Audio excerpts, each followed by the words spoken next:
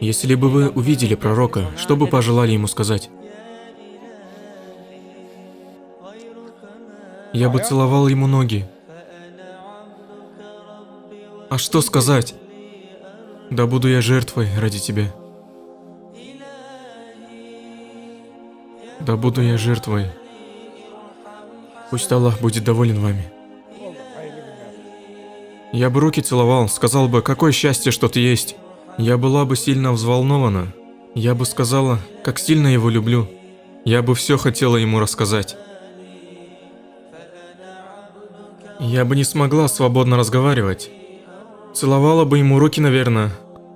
Хотела бы обнять его и сказать, как же сильно мы его любим. Я бы умер со стыда. Обнял бы.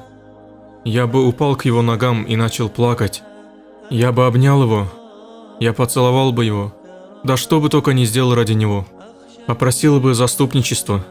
Обнял бы, руки-ноги ему целовал. Я бы сделал ради него все, что мог.